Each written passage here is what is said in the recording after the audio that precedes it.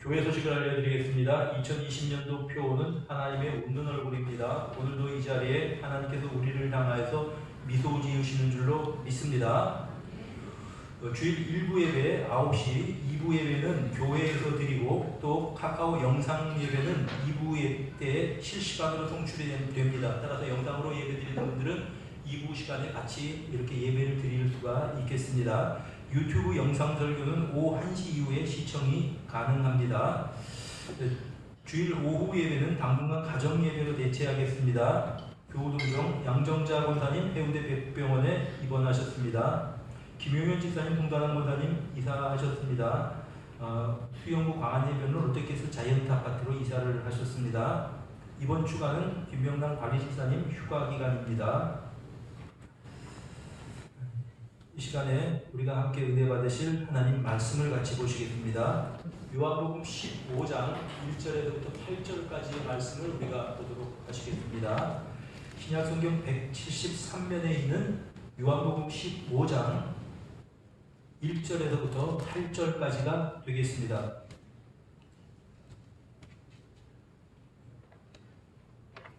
찾으셨으면 우리가 한 절씩 교독합시다. 나는 참 포도나무요 내 아버지는 농부라.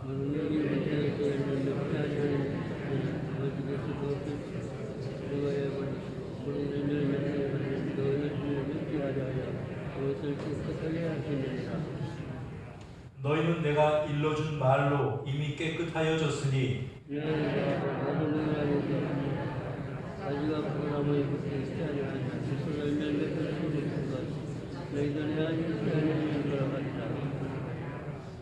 나는 포도나무요 너희는 가지라. 그가 내 안에 내가 그 안에 거하면 사람이 열매를 많이 맺나니 나를 떠나서는 너희가 아무것도 할 수 없음이라.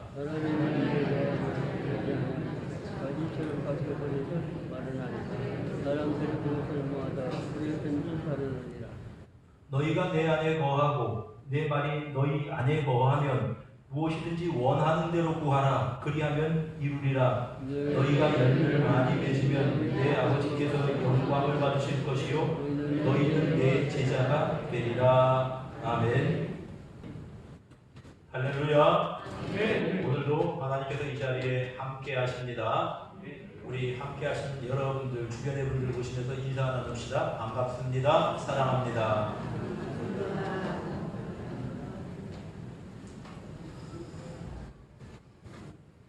여러분 이제 장마가 지나가고 무더위가 이제 시작이 됩니다. 삼복더위입니다.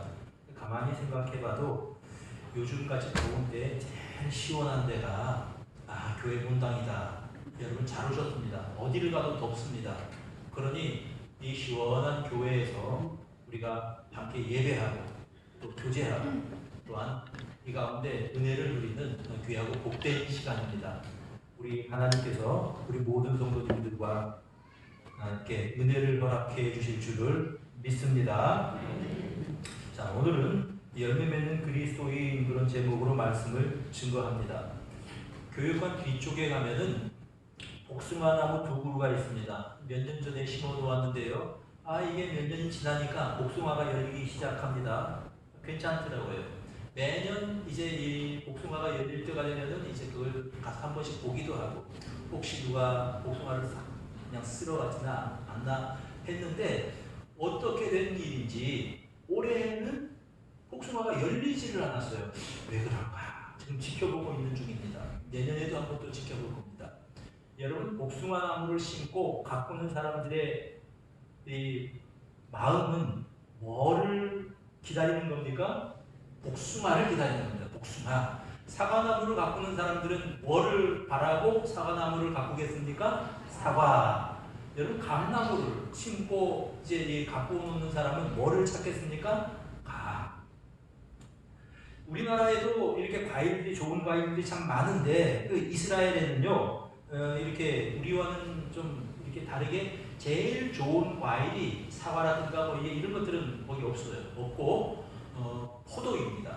왜냐하면은 그 나라는 그 기후가 건기, 우기 그렇습니다. 우리는 봄, 여름, 가을, 겨울 그렇잖아요. 우리 달력으로 한 4월부터 시작해서 10월까지가 바로 건기입니다. 이때는 비가 안 와요. 그리고 10월부터 시작해서 비가 오기 시작하는데 그때부터 시작해서 이제 그 겨울철이죠. 우리에게는 그 기간 동안은 비가 좀 내립니다. 그래서 그 기간을 우기다 그렇게 말합니다.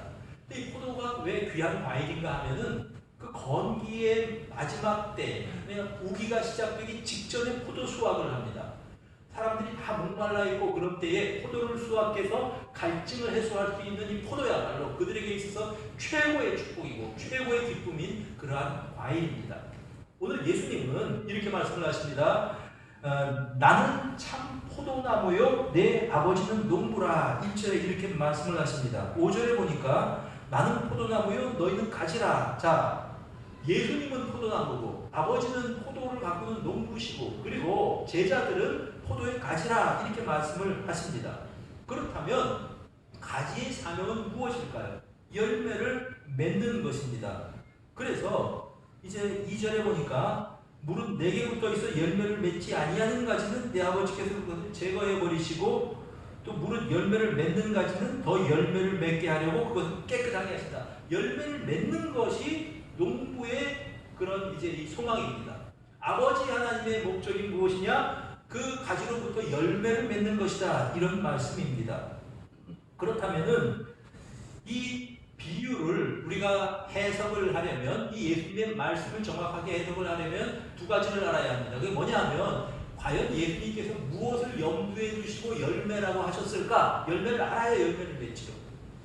자, 제자들이 가지라고 했으니까 열매를 맺어야 되는 것입니다. 예수님께서 이 말씀을 하셨을 때에 제자들에게 무엇을 염두에 두고 열매라고 하셨을까? 우리가 열매가 무엇인지 알아야 된다는 겁니다. 그래야 열매를 맺지요.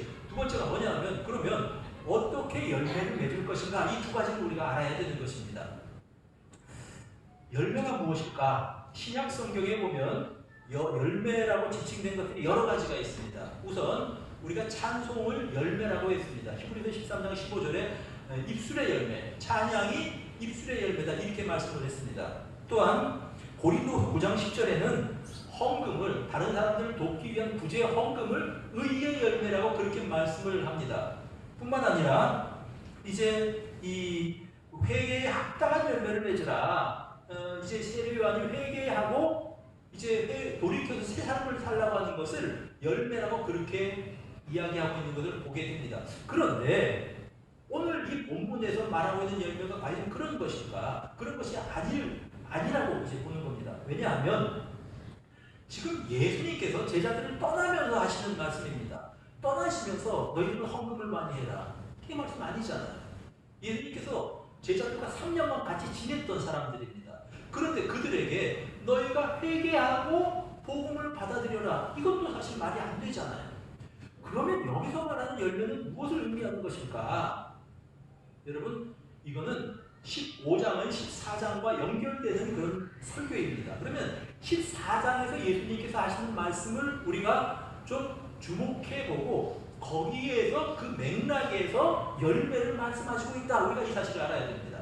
14장에서 예수님께서 반복해서 하신 말씀이 있습니다. 나를 본 자는 아버지도 보았다. 14장 9절입니다. 그리고 아버지께서 내 안에 계시고 내가 아버지 안에 있다. 이 표현이 10절과 11절에 나옵니다. 자, 지금 반복해서 말씀하시고 있는 것이 성부 하나님과 성자 예수님은 내가 아버지 안에 있다. 아버지께서 내 안에 계신다. 그러면 두 성부와 성자가 밀접한 교제를 가지고 있다. 그런 말씀입니다. 자, 그 다음에 14장 20절에는 뭐라고 말씀을 하시냐 하시는 말씀이요.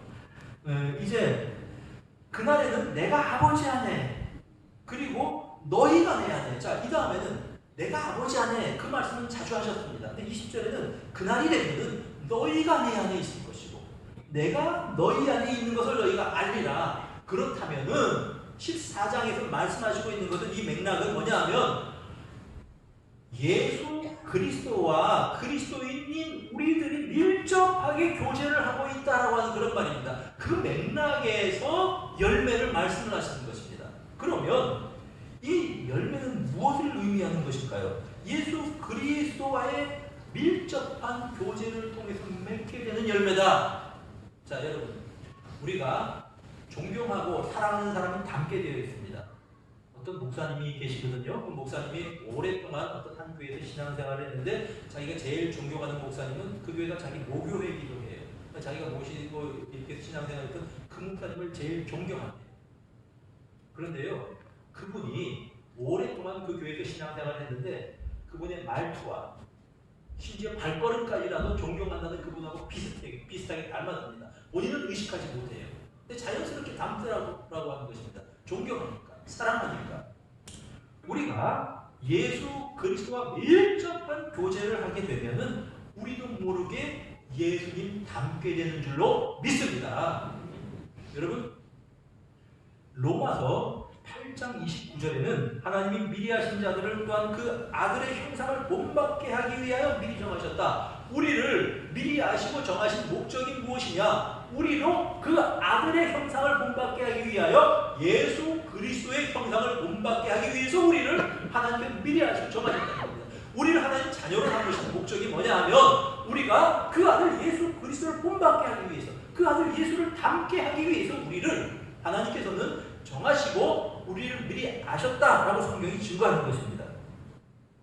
그렇다면은 이것은 무엇이냐 하면 예수 그리스도를 닮은 그런 성품, 예수 그리스도를 닮은 삶을 열매를 맺으라고 하는 것은 그리스도의 성품, 그리스도의 삶, 그런 삶을 닮은 열매를 말하는 것입니다.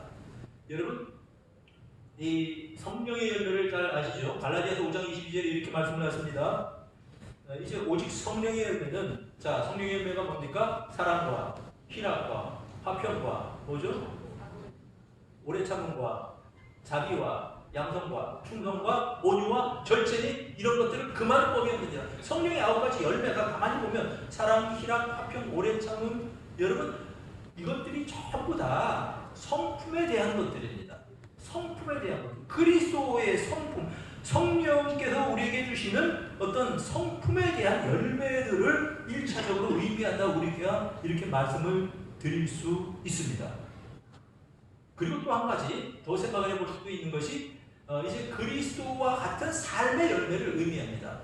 이 열매를 말씀하고 있는 데가 여기만 있는 것이 아니고 마태복음 7장에 또 열매를 말씀을 하시고 있습니다. 자, 한상중 마지막에 예수님의 결론이 이렇습니다. 이와 같이 좋은 나무마다 아름다운 열매를 맺고 또 못된 나무마다 나쁜 열매를 맺는다. 자, 여러분 이게 나무라고 생각해요. 이게 이 그 좋은 나무입니다. 좋은 나무의 열매는 아름다운 열매예요. 왜냐하면 나무가 좋기 때문에.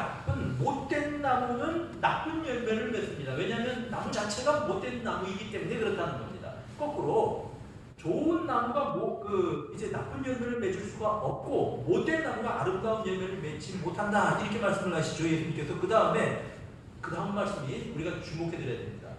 아름다운 열매를 맺지 아니하는 나무마다 찍어서 불에 던져지느니라. 자, 아름다운 열매를 맺지 않으면 찍어서 불에 던져진답니다. 도대체 무슨 말씀일까? 그 다음에 우리 주님께서 21절에 이렇게 말씀하십니다. 나더러 주여 주여 하는 자마다 천국에 들어갈 것이 아니고 다만 하늘에 계신 내 아버지 뜻대로 행하는 자라야 들어가리라. 뜻대로 행하는 사람이 아름다운 열매라는 겁니다. 다시 말하면 삶의 아름다운 열매를 맺은 사람들을 의미하시는 겁니다. 여러분 이거는 우리가 해석을 잘해야 됩니다. 이거는 행위 구원을 말하는 것이 아닙니다. 행위로 구원받는다 그런 뜻이 아닙니다. 예수 그리스도를 믿고 그분과 밀접한 관계를 맺고 있으면 이게 좋은 나무인데 자연스럽게 아름다운 열매를 맺는다는 겁니다. 그리스도를 믿는다고 하지만 말로는 나쁜 열매를 맺는 것을 보면 그 열매 자체가 나쁘다는 거예요. 생명이 없는 사람이라고 하는 말입니다. 그런 사람은 다 모아가지고 나무마다 찍어서 불에 던져진다 이렇게 말씀을 하십니다. 그 다음에 마태복음 7장 22절에 그날에 많은 사람이 나더러 이르되 주여 주여 우리가 주의 이름으로 선지자 노릇했습니다. 주님 이름으로 말씀을 전했습니다. 말씀을 가르쳤습니다. 주님 이름으로 우리가 말씀 따라 살자고 그렇게 이야기했습니다. 주님 이름으로 우리가 교회도 크게 짓고 전도도 많이 하고 주님 이름으로 교회에서 직분을 맡아서 중직자라고 사람들한테 존경도 받았습니다. 주여 주여 우리가 주의 이름으로 선지자 노릇했습니다. 이 얘기하는 거예요. 그 다음 주의 이름으로 귀신 쫓아냈습니다. 그리고 주의 이름으로 권능을 행했습니다. 우리가 이렇게 살았으니까 이런 사역의 열매를 맺었으니까 우리가 교회에서 이런 역할들을 했고 사람들에게 존경받고 했으니까 주님 나를 아시지요 그 얘기입니다. 그런데요 그 다음 절에 주님의 말씀이 충격적입니다. 뭐라고 말씀하십니까? 그때에 내가 그들에게 밝히 말하리니 내가 너희를 도무지 알지 못하니. 자, 그 다음 말씀이 중요합니다. 불법을 행하는 자들아 내게서 떠나가라. 자 여러분 교회에서 선지자도 못해요. 귀신 쫓아납니다. 능력을 나타냅니다. 여러분 교회에서 중직자가 됩니다. 사람들에게 존경받아요. 그런데 불법을 행합니다. 열매가 나쁜 열매입니다. 그들을 향해서 주님 제가 이렇게 주님에서 열심히 이런데 주님 아시죠? 나는 너희를 도무지 알지 못한다. 불법을 행하는 자들아 내게서 떠나라. 왜요? 열매가 없다는 겁니다. 삶에 열매가 없다는 겁니다. 여러분 우리가 이 말씀을 가지고 저 사람이 열매가 좋은가 나쁜가 저 사람이 좋은 열매가 나쁜 열매가 우리가 판단하고 평가하라고 이 말씀하신 거 아닙니다. 내가 정말 열매를 맺고 있는가 스스로에게 물어보아야 할 일입니다. 만약 열매가 없다면 업적이 큰 업적을 남겼습니다. 엄청난 일을 했습니다. 교회도 크게 지었고요. 그리고 많은 사람들에게 내가 전도를 했다고 할지라도 선지자 노릇했다고 그러니까요. 나는 너희를 도무지 알지 못한다. 여러분 주님께서 그렇게 말씀하시면 어떻게 하십니까? 우리가 좀 심각하게 생각해 보아야 될 말씀입니다. 열매 맺지 못하면 그렇게 된다라고 하는 말씀입니다. 무엇이 열매입니까? 내 아버지의 뜻대로 행하는 자라의 천국에 들어가리라. 불법을 행하는 자, 삶의 열매, 행동의 열매를 우리에게 말씀하시는 것입니다. 여러분 직분이 아닙니다. 착각하지 마세요. 직분이 아니에요. 여기 주님께서 말씀하신 게 주님께서 말씀하신 게 업적이 아닙니다. 내가 헌금 많이 했습니다. 지금 그거 가지고 말씀하시는 거 아닙니다. 불법을 하는 자 이 말씀하십니다. 그러므로 여기서 말하는 15장에 말하는 열매는 성품과 삶의 열매를 의미한다. 우리가 이렇게 보아도 큰 무리가 없습니다. 성품의 열매, 그리스도를 닮았습니까? 여러분 그리스도 닮은 사람으로 여러분 살아갑니까? 남들이 보면서 나를 보면서 그리스도인이라고 말하고 있습니까? 여러분 온유와 겸손의 열매를 맺고 있습니까? 아닙니다. 사람들이 보면서 저 사람 교회 다니는데 예수 안 믿는 사람들 더 못해. 여러분 그렇게 평가하고 있습니까? 한번 여러분 스스로가 잘 생각을 해보셔야 합니다. 열매가 내게 열매가 있는가 없는가 잘 생각을 해보셔야 된다라는 이런 말씀입니다. 그렇다면 우리가 어떤 성품의 열매도 맺고 삶의 열매도 맺어야 할 터인데 어떻게 그 열매를 맺느냐는 게 두 번째 우리가 이제 이 과제입니다. 열매가 무엇인지 생각을 해봤어요. 그러면 어떻게 그런 열매를 맺을 수 있겠느냐라고 하는 겁니다. 그런데 열매를 맺을 수 있는 방법은 우리 스스로는 맺을 수 없다. 이게 예수님의 말씀입니다. 자, 4절에 보면 내 안에 거하라 나도 너희 안에 거하리라. 가지가 포도나무에 붙어있지 아니하면 스스로 열매를 맺을 수 없음같이 스스로 열매를 맺을 수 없다. 너희도 내 안에 있지 아니하면 그러하리라. 자, 우리 스스로 열매를 맺을 수 없다는 겁니다. 수양하는 것도 아니고요. 우리가 도덕 교육을 통해서 이제 어떤 우리가 이 악한 행실들을 어떻게 가르쳐가지고 교육을 해서 사람들이 그렇게 된다는 것도 아니고요. 너희 스스로는 그런 열매를 맺을 수 없다라고 하는 것이 주님의 말씀입니다. 내 안에 거하는 것입니다. 열매를 맺는 중 유일한 방법은 그리스도 안에 거하는 것이다. 이것이 주님의 말씀입니다. 여러분 만약 열매를 맺지 못하는 나무는 어떻게 됩니까? 6절 보세요.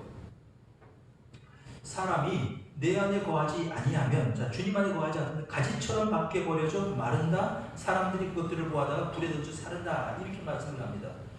자, 이 구절을 또 잘 해석해야 됩니다. 이거는 원래 구원받은 사람, 나무에 붙어있던 구원받은 사람이 열매를 맺지 못하면 그걸 다 잘라가지고 불에 넣는다, 이런 의미가 아닙니다.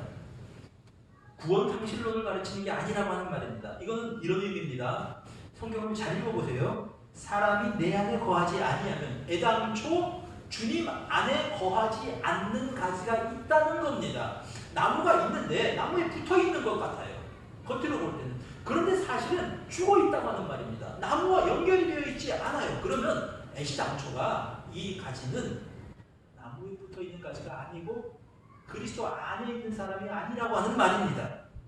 자, 우리의 구원은 성부 하나님의 예정과 성자 예수님의 구속 사역과 성령의 구원에 대한 역사하심으로 말미암아 이루어지는 것이고, 하나님께 있기 때문에 변하지 않습니다. 그렇다면은 이거는 어떤 사람인가 하면은 원래 교회에 다니기는 하지만 주님을 모르고 종교 생활하는 사람들이 있다라고 하는 그런 말입니다. 여러분, 거듭나지 않는 사람이기 때문에 성령의 열매를 맺을 수도 없는 사람입니다. 여러분, 그러니까 교회를 다니냐 다니지 않느냐 하는 것이 그리스도인이냐 아니냐를 판가름하는 기준이 아니라고 하는 사실 여러분 아시기 바랍니다. 교회를 내가 10년을 다녔다, 20년을 다녔다, 뭐 교회에서 내가 어떤 일들을 해서 사람들에게 인정받았다, 이 교회에서 내가 정말 대단한 사람이라고 인정받는다, 이것이 하등에 그것이 그 사람이 그리스도인이냐 아니냐를 판가름하는 기준이 아니더라고 하는 것입니다. 여러분, 직분도 아니에요. 내가 권사가 됐는데 그건 전혀 관계없습니다. 정말 여기서 말씀하고 있는 것은 교회를 10년 다녔냐 20년 다녔냐 그 얘기가 아닙니다. 열매를 맺고 있느냐 맺지 못하느냐, 지금 그 말씀을 하시고 있는 겁니다. 여러분, 이 세상 교회는 불완전합니다. 그래서 교회 안에 마태복음 13장의 비유의 말씀처럼 곡식도 자라고 있고 가라지도 같이 자랍니다. 여러분, 왜 교회 다니는 사람들이 저렇게 악할까요? 교회 다니는 사람들이 저렇게 마음 씀씀이가 전혀 예수님 닮지 않았네요. 여러분, 그런 사람들 보더라도 놀라지 마세요. 지상교회는 그렇습니다. 불완전합니다. 그래서 알곡도 곡식도 있고 가라지가 공존하고 있는 것입니다. 예수님의 제자들 가운데서도 그랬어요.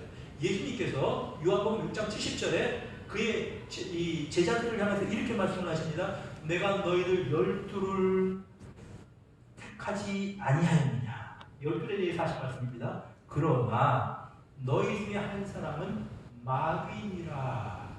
자, 예수님과 3년을 같이 다니고 있었던 그 제자들 중에서 예수님께서 하신 말씀이, 내가 너희들 12를 택했지, 같이 다녔지, 그런데 너희 중에 한 사람은 내게 속한 사람이 아니라 그 사람은 마귀야. 유다를 보고 하신 말씀이죠. 지상교회가 이렇게 불완전한 겁니다. 그래서 곡식도 있고 가라지도 있고, 그래서 여러분, 지상교회가 불완전하다고 우리가 시험에 들었다고 우리 교회 중직자가 저럴 수 있냐고 여러분 낭망하거나 실망하지 마세요. 지상교회는 그런 겁니다.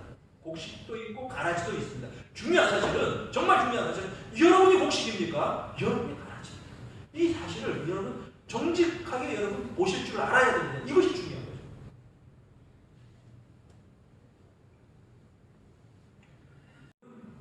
이거는 다시 말하면은 원래부터 그리스도 안에 있지 않았었던 그런 가지는 6절과 2절에 있는 열매를 맺지 않는 가지와는 좀 다른 이야기입니다. 2절에 나오는 것은 무슨 뜻인가 하면은 그리스도 안에 붙어 있는 가지인데 열매를 맺지 않는 가지가 있습니다. 자, 6절은 뭐냐 하면 포도나무에 붙어 있지만 그리스도 안에 거하지 않는 가지입니다.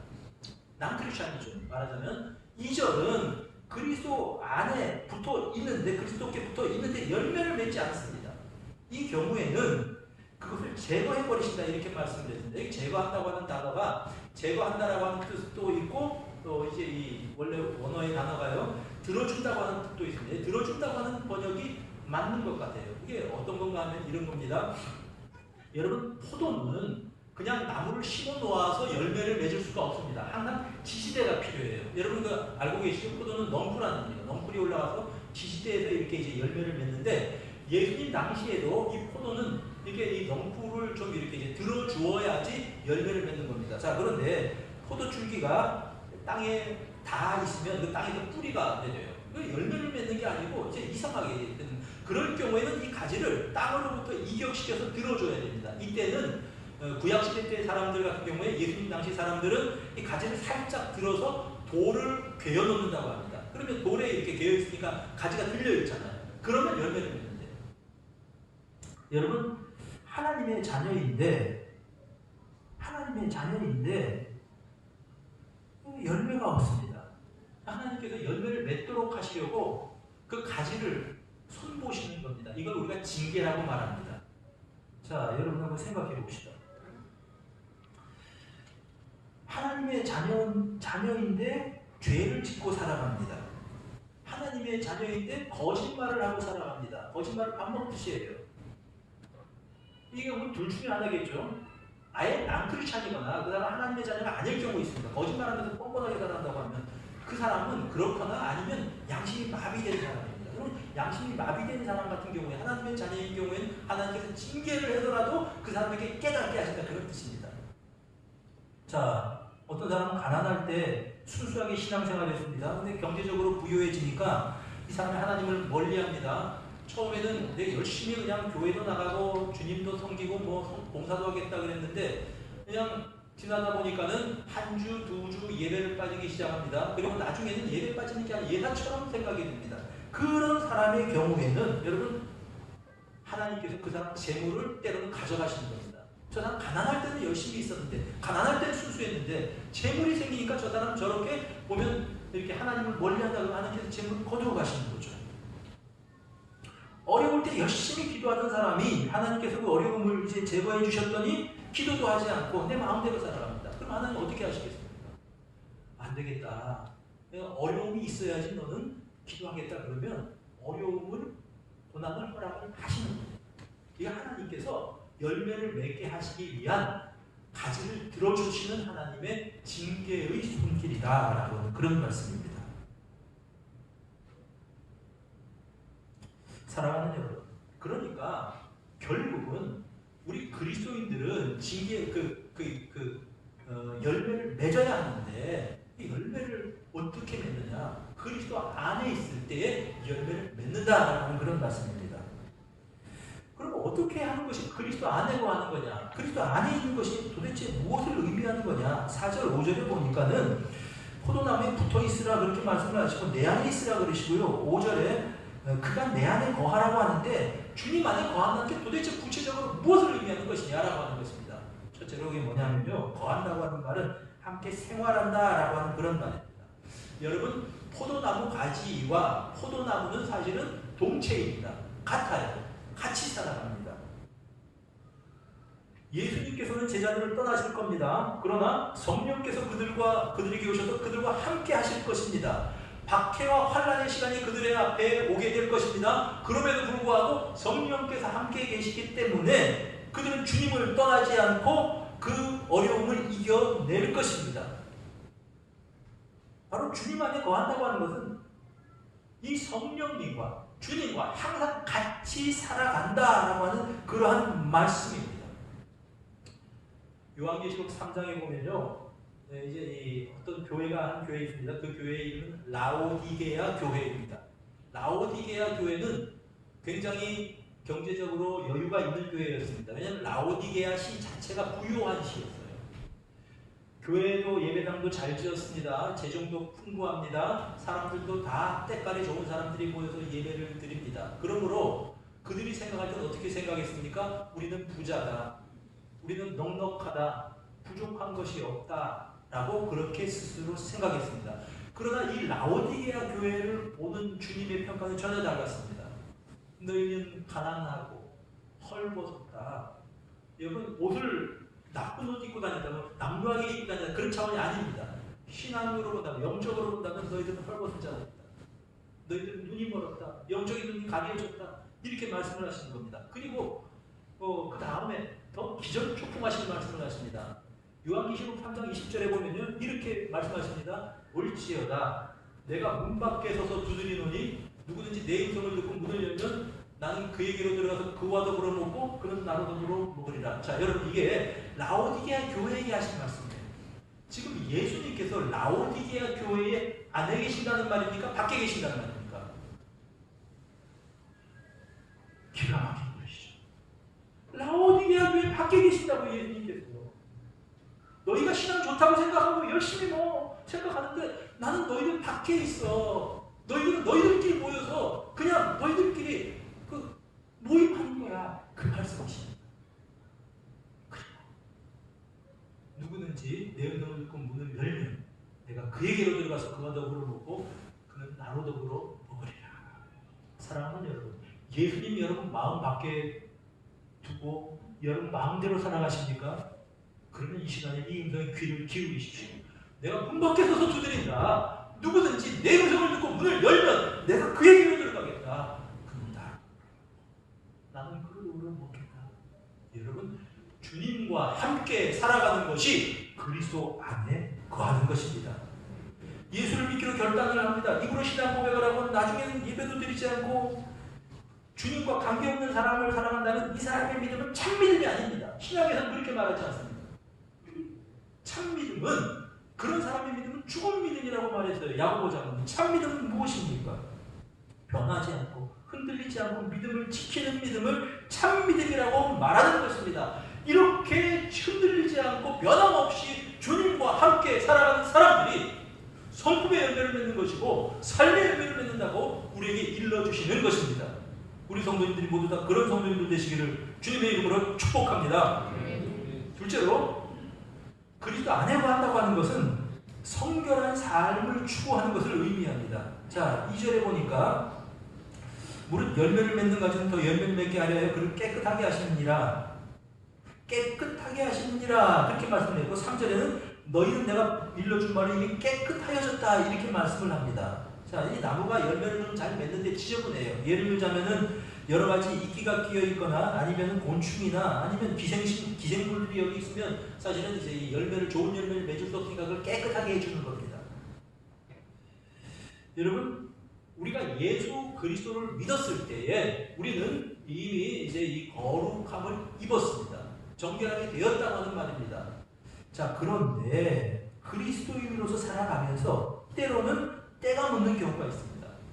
옛사람의 모습을 버리지 못해서 죄에 빠지기도 합니다. 예수를 믿었지만 옛 습관을 버리지 못한 경우가 있습니다. 이럴 경우에는 내가 발이 더러워졌다고 생각할 경우에는 내가 이제 이 하나님 앞에 나와서 발을 깨끗하게 해야 된다는 것이죠.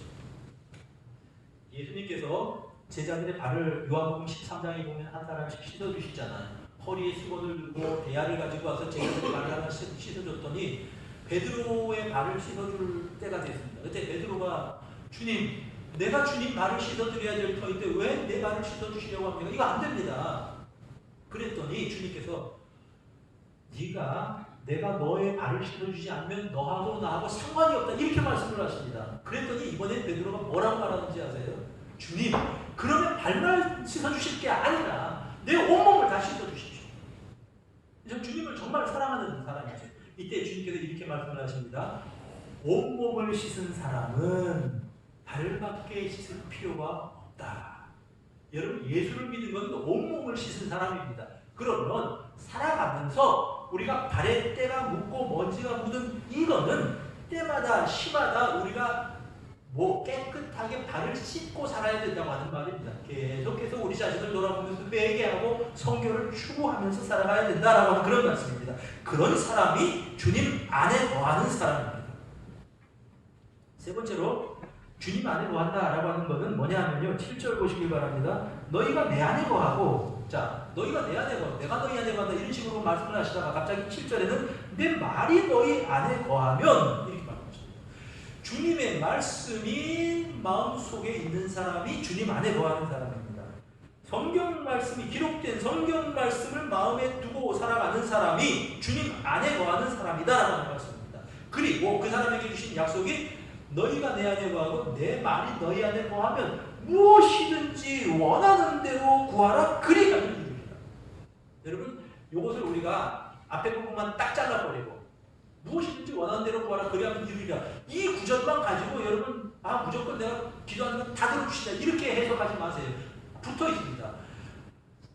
너희가 내 안에 거하고 내 말이 너희 안에 거할 때 무슨 뜻입니까? 주님의 뜻이라면 항상 순종할 자세가 되어 있는 사람에게 주시는 말씀입니다. 그럴 때 무엇이든지 원하는 대로 구하라 그리하면 이루리라 라고 이렇게 약속을 하신 것입니다. 요한 1서 5장 14절에 그를 향하여 우리가 가진 바 담대함이 이것이니 그의 뜻대로 무엇을 구하면 들으십니다. 그냥 들으시는 게 아니라 그의 뜻대로 무엇을 구하면 들으십니다. 너희가 내 안에 거하고 내 말이 너희 안에 거하면 주님 앞에 그분의 말씀 따라 내 자신을 돌아보면서 내 자신의 삶의 기준으로 삼고 살아가는 사람에게는 대로 주님께서 이루어 주신다라고 약속하신 것입니다.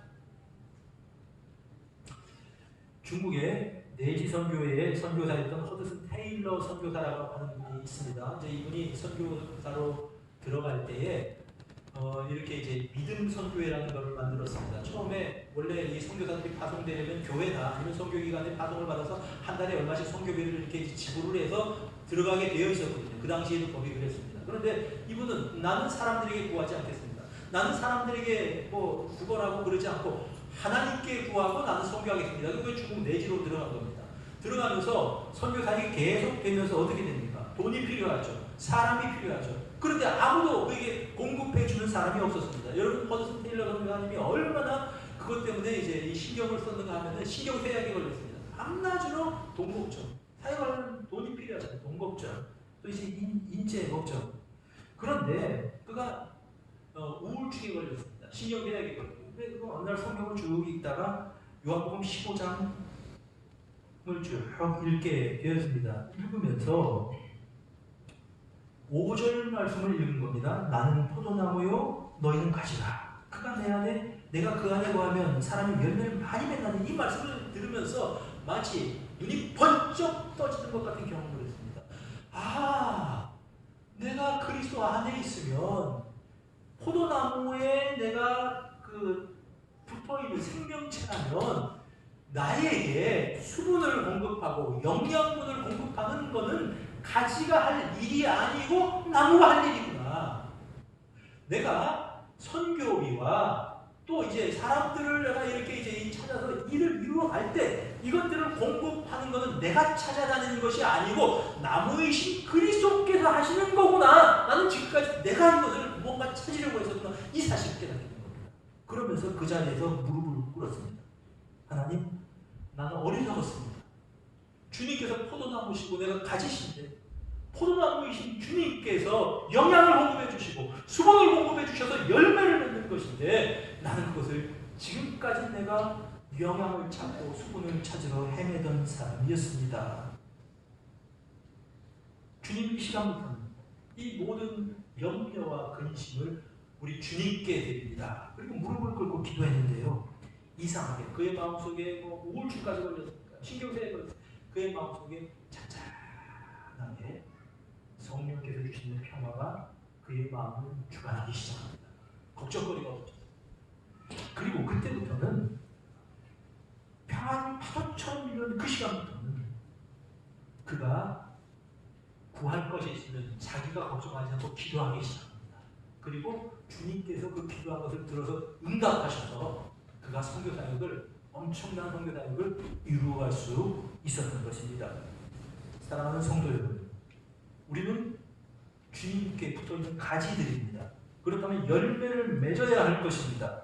때로는 주님께서 열매를 맺지 않을 때는 열매를 맺도록 하시기 위해서 징계를 하시기도 하실 것입니다.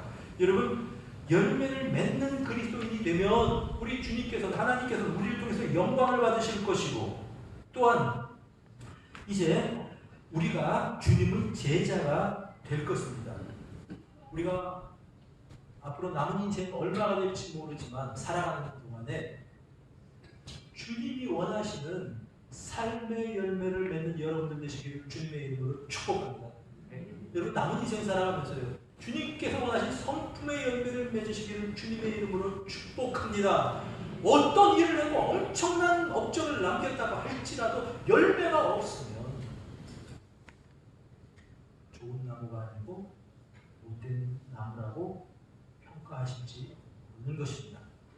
우리 성도님들 모두가 좋은 열매, 선한 열매, 좋은 성품의 열매, 삶의 열매를 맺음으로 말미암아 우리 하나님을 기쁘시게 해드리는 믿음의 사람들 다 되시기를 주님의 이름으로 축복합니다. 두려워하지 말라. 내가 너와 함께함이니라. 놀라지 말라. 나는 너의 하나님이 됨이니라. 내가 너를 굳세게 하리라. 참으로 너를 도와주리라. 참으로 나의 의로운 오른손으로 너를 붙들리라. 지금은 주 예수 그리스도의 은혜와 하나님 아버지의 변함없는 사랑하심과 성령의 교통하심이 우리들 머리 위에, 성도들 가정과 생업터 위에, 그리고 우리 해운대 주민교회 위에 영원토록 함께 있을지어다.